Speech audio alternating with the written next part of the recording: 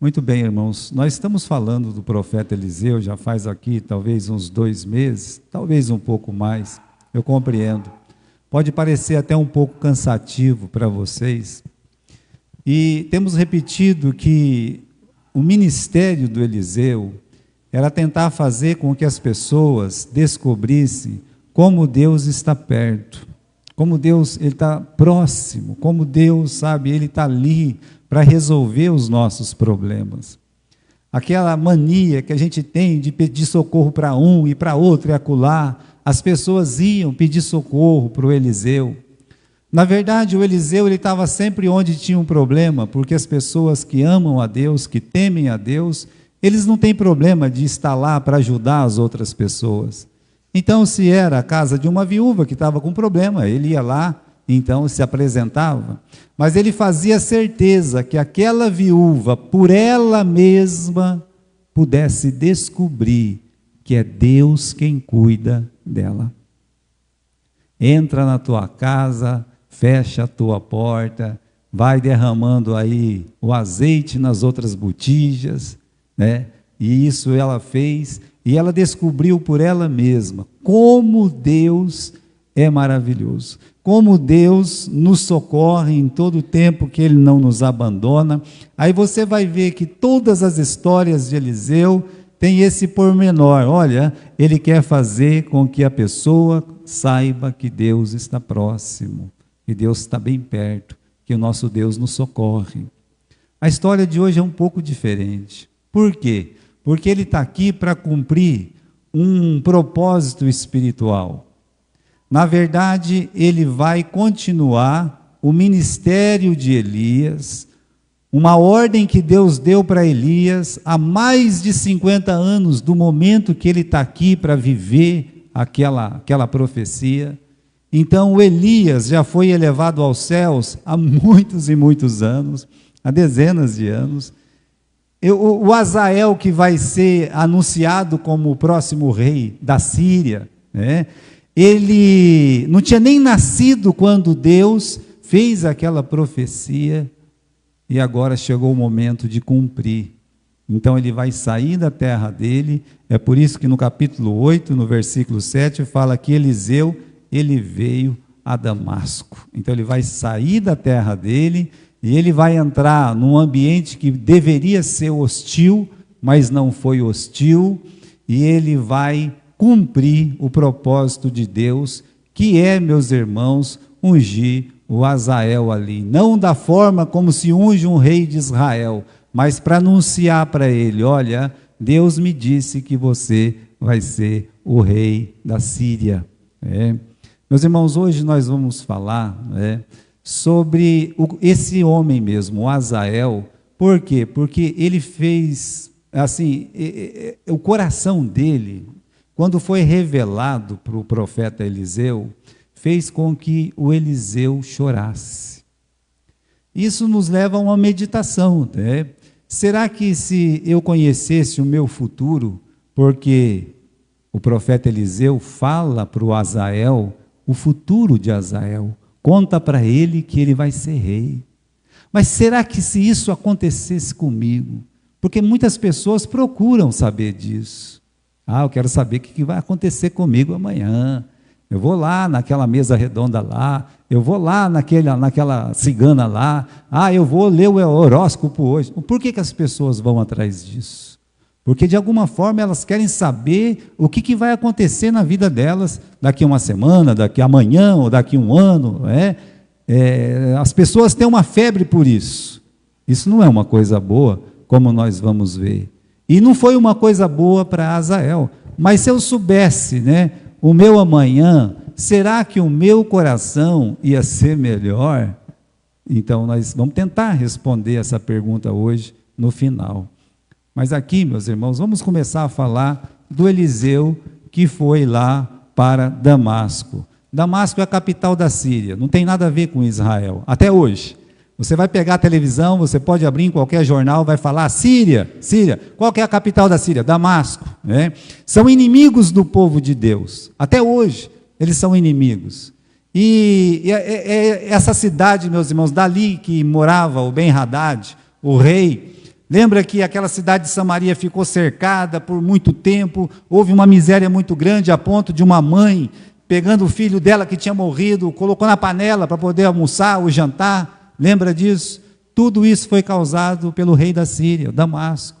E Deus está mandando ele para lá, está mandando ele para Damasco. E ele vai para Damasco, né? Ele vai lá, e é uma ousadia mesmo, é uma coragem. Por que é uma coragem? Porque, meus irmãos, o rei de Damasco, Ben-Hadad, não por uma vez, mas por algumas vezes, quis matar o profeta Eliseu. Então é uma coragem muito grande, não é verdade? Agora, meus irmãos, toda promessa de Deus, ela se cumpre. O que ele vai fazer lá? Ele vai cumprir a promessa do capítulo 19 de 1 Reis. Lembra do Elias? O Elias estava com uma depressão profunda. O Elias queria se matar. Ficou com uma greve de fome, não ia comer mais até morrer. Deus apareceu, alimentou primeiro o seu corpo e depois foi alimentar o seu espírito. Pela segunda vez, Deus lhe apareceu, alimentou o seu corpo e foi tratar do seu espírito. O que está fazendo aqui, Elias? Eu não sirvo para mais nada, mais ou menos ele diz isso, né? As pessoas querem me matar, eu não sou melhor que os outros, que tal, né? Não adianta viver nesse mundo. Às vezes a gente pensa isso. O diabo é mentiroso, ele faz a gente pensar nisso. E Deus então falou para ele, olha, volta, né? Você não vai morrer coisa nenhuma, né? Até hoje ele não morreu, né? Deus levou ele para o céu. E volta, né? E a primeira coisa que Deus falou para ele é, unge a Azael, rei da Síria. O homem não tinha nem nascido ainda. É o Eliseu que vai cumprir essa profecia. Olha, o que Deus fala se cumpre cabalmente. Não importa se vai ser hoje ou se vai ser amanhã. Todas as promessas de Deus temos nele o sim, e por ele o assim seja, o amém, diz o livro de 2 Coríntios. E aí, meus irmãos, no versículo 7, assim que ele chegou, alguém avisou o rei, olha, o homem de Deus está aqui em Damasco, né? Então ele chegou lá, já foi anunciado, olha, o homem de Deus está aqui, né? Aí eu digo, né, parece uma coisa incrível, que o Eliseu foi requisitado. Por quê? Porque quando ele chegou lá, o rei estava doente, muito doente, pensando mesmo que ia morrer. E aí, meus irmãos, ele disse, olha, né, chamou a pessoa que ele mais considerava, a pessoa que ele mais tinha estima, a pessoa que, assim, sabe, se acontecesse alguma coisa mesmo, é para ele que ele ia pedir um socorro, o Azael. Chamou o Azael, disse, Azael, o rei, o profeta está aí, estou doente, Azael. Olha, vai lá, Azael, pega 40 camelos, meus irmãos, camelo tem uma força, carrega um peso, pega 40 camelos, e as melhores coisas que tem nessa cidade, tudo que é de melhor aqui em Damasco, enche esses camelos do melhor, e vai lá, leva para o profeta, pergunta para ele se eu vou sarar dessa enfermidade, né? Vai lá, assim, quem sabe ele manda uma cura para mim, como mandou para o Naamã, que também foi empregado dele. Veja como uma doença muda as pessoas. Uma enfermidade às vezes amolece muita gente. Quando você vê o salmista falando, foi bom eu ter sido oprimido por ti, né, para me aprender os seus caminhos, obedecer os seus estatutos. Aconteceu, não é que ele se converteu, mas ele está bem mais mole. Esse é o rei que disse, olha, vocês vão lá na cidade onde mora o Eliseu, arranca a cabeça dele e traz para mim. Só não arrancaram a cabeça dele porque Deus mandou uma cegueira para todo o exército, né? E eles então não conseguiram fazer isso. Mas veja, meus irmãos, veja que esse é o mesmo homem que odiava o profeta Eliseu. E agora, veja como tudo mudou, né? Esse homem que era idólatra, adorava os ídolos quando ele estava bom, quando ele estava com saúde, quando ele estava mandando, quando ele estava podendo. A Bíblia diz que ele ia lá no culto de Rinom, né, naquela estátua lá, e ele abaixava, adorava aquela estátua. Agora que ele está doente, ele descobriu que a estátua não podia fazer nada por ele. Ele, meus irmãos, quando estava são, procurava as estátuas, e doente, Provavelmente ele procurou, mas não resolveu. Aí ele procurou quem? A Deus. Quantas pessoas vão se chegar a Deus por causa de uma enfermidade, seja dele, seja de alguém da família? Mas agora ele tem essa consideração pelo profeta. E o profeta, o que ele faz, meus irmãos? Ele recebe aquela pergunta. Chega o Azael e diz: olha, o meu senhor, o teu servo, olha, sabe, né? Já pensou, o teu servo, né? Com aquela bajulação toda, ele mandou perguntar se ele vai sarar da doença dele. Foi quando o Eliseu, meus irmãos, ele dá uma mensagem que parece assim meio confusa, né?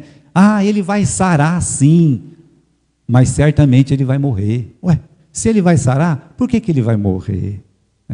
Nós vamos entender. Foi nesse momento, meus irmãos, que o profeta olhou profundamente nos olhos de Azael, ficou olhando nos olhos de Azael. Agora, isso era uma coisa que Eliseu tinha como um dom, ele tinha com ele.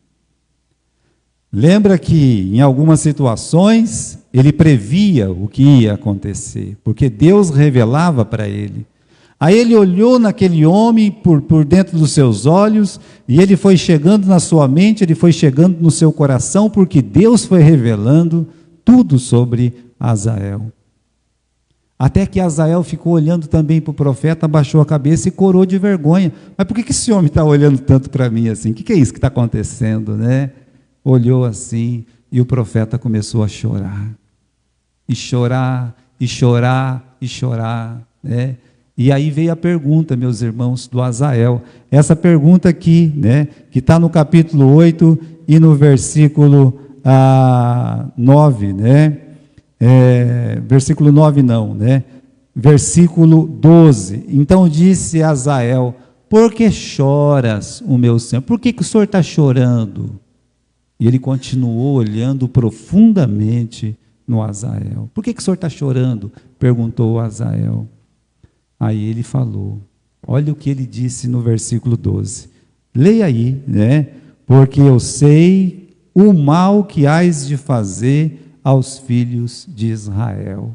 Eu sei o que tem na sua cabeça. Eu sei o que tem dentro do seu coração. Eu sei o que você vai fazer. Você vai colocar fogo nas fortalezas, ou seja, você vai colocar fogo nas casas lindas, bonitas, nos campos bonitos. Você vai tacar fogo em tudo. Você vai matar os nossos jovens, que é o futuro de Israel. Você vai matar o nosso futuro. Você vai pegar nossas criancinhas, crianças aí, meus irmãos, no original, é criança de colo. Você vai decapitar essas crianças, você vai assassinar essas crianças. Você vai pegar as mulheres grávidas, que também é o futuro de crescimento, e você vai partir elas no meio. Você vai fender essas mulheres. Uma revelação assustadora. E por isso que ele estava chorando, irmãos. Ele estava chorando porque Deus mostrou o futuro para ele, né? O futuro de Azael. Quem que era esse Azael?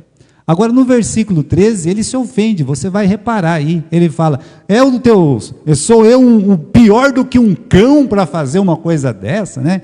Eu vou fazer uma monstruosidade dessa, né? Aí o profeta olha para ele de novo e diz, Deus me disse que você vai ser o quê? Você vai ser rei. Deus me falou que você vai ser rei. Então está ali, né? Azael, meus irmãos, ele não conhece o coração dele, não conhece, ele não aceitou. Vamos ler o versículo 13 aqui. Quem é o teu servo que não é mais do que um cão para fazer uma coisa dessa, uma coisa tão grande dessa, né? Ele ficou indignado, completamente indignado, né? Por quê? Porque ele não aceitou essa profecia. Um espelho profético, olha aqui quem que é você, olha aqui, né? Ele não aceitou, não sou eu essa pessoa, ele está dizendo, de jeito nenhum, meu coração não é assim, né? E aí ele nega o próprio futuro, que Deus revelou para ele, né? E fala, jamais eu cometeria uma monstruosidade dessa, jamais, eu jamais faria isso, porque ele não conhecia, meus irmãos, o seu próprio coração. Eu digo uma coisa para nós, nós também, às vezes, não conhecemos o nosso próprio coração. Uma vez, antes daquele momento de ir para a cruz, o nosso Senhor, Ele fez algumas perguntas. Mas uma pergunta Ele fez diretamente, né? Uma revelação Ele fez para Pedro. Ele disse: Pedro, Satanás pediu você para ficar pisando em cima. Eu orei por você, Pedro. O Pedro deveria ter ficado quieto. E ele ficou assim exaltado. Ó Senhor, todos podem te abandonar, menos eu. Ou seja, colocou todo mundo abaixo dele. Eu não, Senhor, eu não. Pedro, você vai me negar hoje. Hoje você vai me negar 3 vezes antes que o galo cante. O Pedro também não aceitou. Queridos irmãos, a diferença de Azael para o Pedro é que o Azael é um ímpio, ele é um descrente, ele não conhece o coração dele. E o Pedro é um crente, foi um apóstolo, um homem de Deus, um pregador da palavra, o homem que pregou e 3.000 pessoas se converteram. O que os dois são iguais? Iguais que quando é revelado alguma coisa de ruim deles, eles não aceitam. Por quê? Orgulho. A verdade, meus irmãos, é que um coração só pode ser lido no santuário pelo próprio Deus. Jesus conhecia o coração de Pedro melhor do que Pedro. Como Jesus conhece o nosso coração melhor do que nós. Deus sabe o que tem no nosso coração. Agora, respondendo aquelas perguntas do futuro, saber de uma glória futura, será que faz o coração ser mais humilde? Se eu soubesse o meu amanhã, se eu me tornasse a pessoa mais rica do mundo. Às vezes a pessoa fala isso, Se eu ganhasse na loteria, eu ia ajudar o Beltrano, o Cicrano, o Fulano. Eu já cansei de ouvir uma bobagem dessa, Não uma vez, mas muitas vezes. Ele nunca joga na loteria para ele ajudar pessoas. Ele joga na loteria porque ele não se contenta com a sua miséria e a sua pobreza. Esse é o motivo de uma pessoa jogar na loteria. Porque ele quer ficar rico, não porque ele quer ficar bom. Uma pessoa pode ajudar um pobre sendo pobre. Uma pessoa pode ajudar as pessoas humildes sendo humildes. Eu não preciso ficar rico para acudir alguém. Eu não preciso. Mas se eu soubesse que amanhã eu me tornaria um rei, Então, o meu coração, eu acho que ia melhorar muito eu saber uma coisa dessa. Olha o Azael. Veja só, meus irmãos, o que o Azael fez no dia seguinte que ele descobriu que ia ser rei, No dia seguinte, se você ler aí na palavra de Deus, ele voltou para casa, E o rei perguntou para ele: e aí, o que o profeta falou? Falou que o senhor vai sarar. Mentira, porque quando você conta só uma meia-verdade, é pior do que a mentira. Então, está ali, ele não contou o outro lado, porque o profeta disse: olha, ele vai sarar, mas certamente ele vai morrer. Ele deveria ter falado tudo, mas é porque ele estava com um plano na cabeça. O senhor vai ficar bom, o senhor vai ficar bom. No outro dia, não precisa ninguém ir lá, deixa que eu mesmo cuido do rei. Olha lá, eu mesmo cuido. Molhou um pano bastante, sabe? E, meus irmãos, sufocou o rei. Como você pode ler aqui na palavra de Deus, no capítulo 8, versículo 15, sucedeu que no outro dia, não foi depois da outra semana não, no outro dia que ele tomou um cobertor, molhou na água e estendeu sobre o seu rosto e morreu, e ele reinou no seu lugar. Pronto, meus irmãos, O conhecimento sobre o seu futuro, olha, você vai ser rei, não amoleceu o coração dele, não melhorou o coração dele. Parece que piorou o coração dele. Está lá, Agora, e se eu soubesse que eu ia ser rei, Eu aqui, Será que eu me apegaria mais à palavra de Deus? Será que renderia a Deus o meu coração e me humilharia na presença dele? Será que isso aconteceria comigo? Nós temos exemplos na Bíblia que Deus fez algumas revelações grandes para algumas pessoas. Deus fez uma revelação grande com o José. Deu 2 sonhos para o José, dos molhos e daquelas estrelas, a lua, o sol, tudo virado para ele, né? E os irmãos entenderam, aí ele vai reinar sobre nós. E ele então, meus irmãos, ele estava lá contando toda aquela vantagem, ele sonhava, ia lá, contava, os irmãos ficavam bravos, mesmo assim ele contava, sabe? É muito diferente a atitude de José com a atitude de uma pessoa que teve muito mais que ele, que é a Maria. Porque Deus olhou para Maria, pelo anjo, e disse: você vai dar luz ao Salvador, você vai dar luz ao Deus Salvador. O que a Bíblia diz? Que ela pegou aquela palavra e saiu contando para todo mundo, abriu a janela: eu vou ser mãe de Jesus, eu vou ser mãe do Cristo, do Messias, me respeite. É isso? Ficou contando para as pessoas? Não, meus irmãos. A Bíblia diz que ela guardou aquilo no seu coração. Olha que diferença. O José não fez isso. Saiu com aquela bocona grande dele. Deus humilhou ele por isso, para ele entender que a grandeza dele não é para ele ser grande, é para que realmente ele pudesse ajudar a sua família. É por isso, ele entendeu. Quando ele entendeu isso, o coração dele ficou leve. Mas veja, meus irmãos, não são com todos. Olha, o Davi é outro bom exemplo. Por quê? Porque ele foi ungido como menino. Assim que ele foi ungido, ele foi para onde? Ele voltou a tomar conta das ovelhas, como se nada tivesse acontecido. Foi um bom filho, foi um bom soldado, né? E, meus irmãos, estava lá pronto para ajudar sempre, nunca quis formar um reino paralelo, de jeito nenhum. Teve chance de matar o rei, como o Azael fez por 2 vezes, e ele ainda falou: olha, longe de mim de eu levantar a mão, contra o ungido do Senhor, não vou fazer uma coisa dessa. E quando Saul morreu, ele chorou e fez um lindo lamento. Ele não criou um reino paralelo, ele esperou a hora dele, esperou pacientemente a hora dele. Olha, até quando a tribo de Judá foi lá e ungiu ele, há uma paciência dele, os desaforos que era feito sempre pela tribo de Benjamim, mas ele sempre em paz, sempre buscando a paz, porque ele sabia que a hora dele ia chegar. Então, meus irmãos, será que se eu soubesse que eu ia ser uma coisa grande, vai melhorar o quê? Olha, na verdade, o seu coração não vai mudar em nada. Absoluto, pode ser que piore. Uma outra coisa, se eu soubesse de uma grande calamidade, como aconteceu com Eliseu, eu poderia evitar essa calamidade?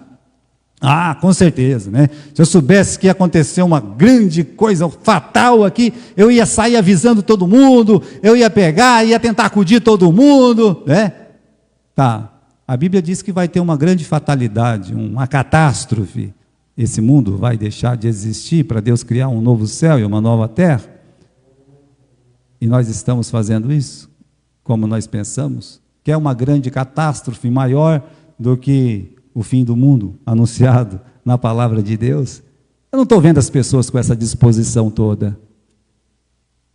Mas a verdade é que as pessoas às vezes falam essas bobagens. Não, se eu souber, eu vou lá, eu faço alguma coisa. Faz nada, Olha, homens fiéis souberam de catástrofe e, meus irmãos, eles não puderam evitar.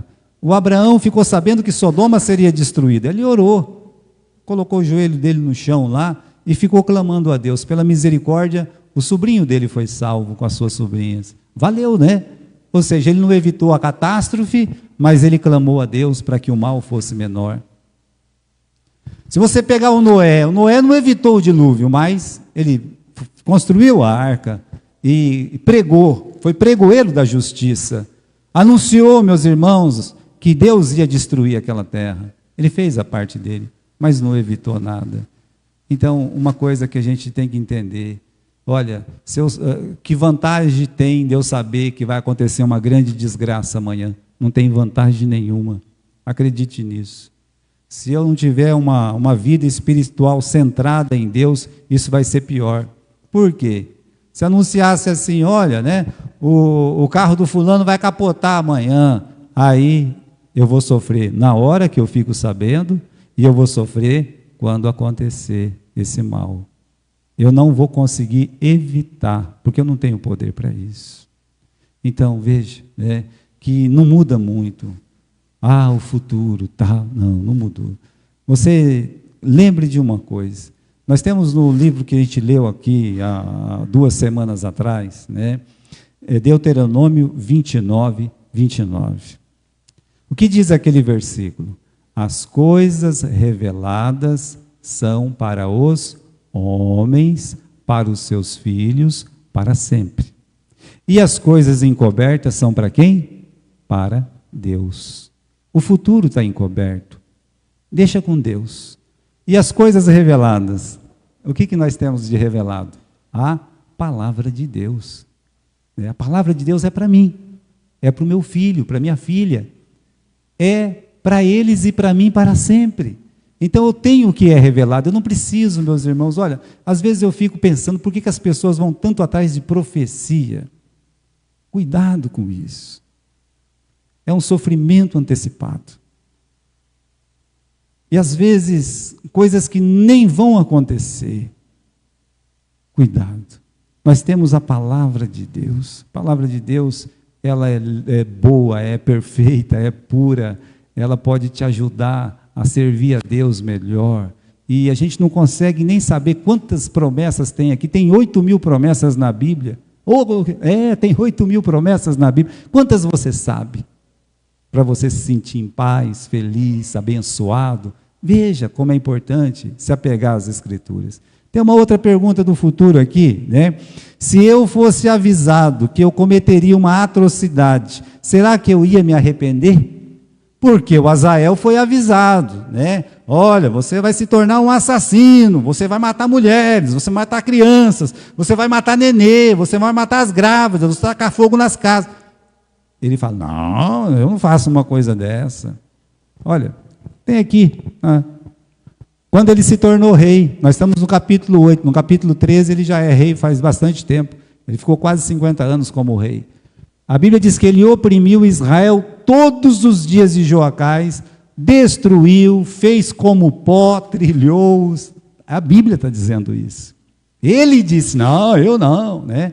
Não, meus irmãos, mesmo sabendo que ele seria essa pessoa maligna, ele não se arrependeu nem um pouco. Ele foi firme na maldade dele, na atrocidade, como está aqui na palavra do Senhor, né? Então ele oprimiu. E às vezes, quantas vezes, meus irmãos, nós somos avisados, olha, do pecado, e nós pecamos. Somos avisados, e mesmo assim, avisados, nós não obedecemos a palavra de Deus. Um momento nós estamos voando lá com os anjos, né, tão espiritual, e na outra a gente cai como acompanhando todos os demônios na maior lama que existe. Por que é assim?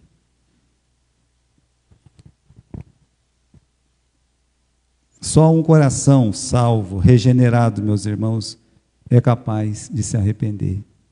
E não era o caso de Azael. Não era o caso de Azael. Um coração que é entregue por Jesus, ele quer se parecer com Jesus. Ele se arrepende, não só do mal feito, mas ele está sempre querendo ser transformado. Uma busca de ser igual a Jesus. Então, o futuro beneficia quem, se a gente saber? Olha, vamos pensar, meditar sobre isso, né? Porque como é que é o coração do homem? Isso é importante saber. Como é que é o coração do homem? Livro de Jeremias, capítulo 17, versículo 9. O que diz lá? Ora, não há nada mais enganoso e irremediável do que o coração humano. A sua doença é incurável. Quem é capaz de compreendê-lo? Então, e aí? Essa é a leitura que Deus faz do meu e do seu coração. Um coração enganoso, completamente corrupto. Bem, Se fosse eu que estivesse dizendo, mas você está vendo, quem é que está falando? Deus está falando. E se Jesus falasse? O que Jesus falou que tem dentro do coração? Vamos lá em Mateus. Mateus capítulo 7. Marcos capítulo 7 e versículo 21.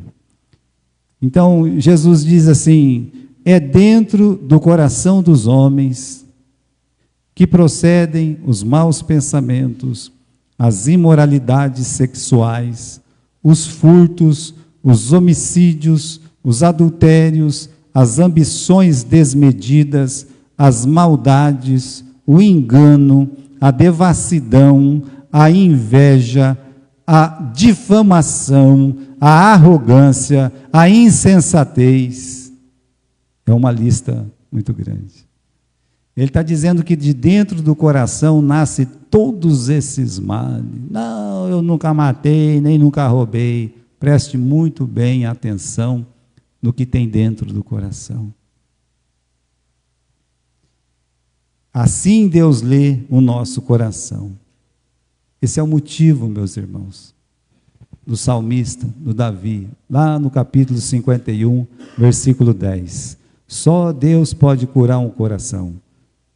Capítulo 51 e versículo 10 diz: cria em mim, ó Deus, um coração puro, e renova em mim um espírito reto. O homem, meus irmãos, ele foi feito à imagem e semelhança de Deus. Por causa do pecado, ficou desconfigurado. O pecado desconfigurou a imagem e aquela semelhança de Deus, ela não totalmente, porque em alguma coisa, meus irmãos, nós somos lembrados de que ainda temos a imagem do Senhor. Você não mate uma pessoa, por quê? Porque ele é a imagem de Deus. A Bíblia fala sobre isso. Então, assim, mas foi desconfigurado. O pecado transformou um homem completamente num ser com o coração corrupto, invadido pelo pecado. E só tem um jeito, meus irmãos, é criar um novo coração. E para criar um novo coração, está aqui o pedido do salmista: meu Deus, cria em mim um coração novo. O profeta Ezequiel diz: olha, eu vou tirar esse coração de pedra e dar um coração espiritual, um coração de carne. Há uma promessa de Deus.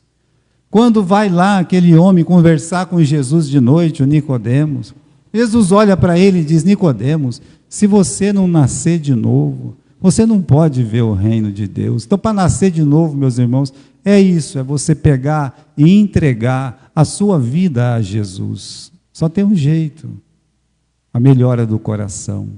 Vamos abrir a Bíblia, meus irmãos, lá no livro de 1 João, capítulo 5 e versículo 9. Vamos lá? Como é que faz, né? Eu quero limpar o meu coração, né? O meu coração está cheio de maldade. Então, veja só, capítulo 1 de 1 João, e versículo 9. Começo, finzinho da Bíblia aí, né? No começo do livro, ele diz assim: se confessarmos os nossos pecados, como é que eu vou limpar? Eu já sou crente, eu quero limpar o meu coração. Então Deus está falando: se confessar o seu pecado, Ele é fiel e justo para nos perdoar. Quando o evangelista João, quando o apóstolo João, ele fala nos perdoar, ele está se colocando dentro dessa turma que precisa de perdão. Ele poderia dizer assim, por ele ser um apóstolo, né, dizer assim: olha, se você confessar o seu pecado, Deus pode te perdoar. Não é isso que ele está dizendo. Ele se inclui, porque até o dia da nossa morte, nós podemos cometer pecados. Então ele disse: se confessarmos os nossos pecados, Ele é fiel e justo para nos perdoar os pecados. Ele diz, e que mais, né? E nos purificar de toda a injustiça. Então, meus irmãos, só tem um jeito de um coração ser limpo, quando o sangue de Jesus lava o nosso pecado. Então eu confesso e sou limpo pelo sangue de Jesus. Você acha que não tem pecado? Olha o versículo 10. Se dissermos que não pecamos, fazemos o quê? Fazemo-lo mentiroso. Quer dizer, eu estou falando que Deus é um mentiroso. E não há verdade em nós. No livro de Mateus, no capítulo 5, no versículo 8, o que nós lemos lá? As bem-aventuranças. E quando Jesus está falando das bem-aventuranças, ele cita uma frase maravilhosa. Ele diz assim: bem-aventurados os de coração limpo. Aí tem uma promessa. Toda bem-aventurança tem uma promessa. Então, aquela pessoa que tem um coração limpo, vai ver quem? Ele vai ver a Deus. Como é que eu limpo o meu coração? Eu limpo o meu coração pelo sangue de Jesus. Jesus limpa o nosso coração. Só o sangue de Jesus pode limpar um coração e nos purificar de toda a injustiça. O sangue de Jesus pode fazer isso aí. Então, eles vão ver a Deus. Eu conversando com um pastor, mas o pastor não é qualquer pastor, é um grande pastor. E tive que discordar dele. Ele disse, o coração limpo, eu vi a Deus. Aí eu falei assim, pastor, nenhum homem pode ver Deus. Nós o veremos face a face um dia, mas nenhum homem pode ver Deus. Mas a promessa está aqui. Sim, está aqui. O que significa ver Deus? É um sentido prospectivo que você um dia verá a Deus. Isso é uma coisa. O sentido presente, ele é tão importante quanto. Por quê? Porque uma pessoa, meus irmãos, salva por Jesus Cristo, lavado pelo sangue de Jesus, ele começa a ver Deus em tudo o que ele faz. As suas decisões são feitas vendo a Deus. Suas escolhas são feitas vendo a Deus. E um detalhe, mesmo que seja um feito ruim, mesmo que seja uma escolha ruim, ele vê Deus.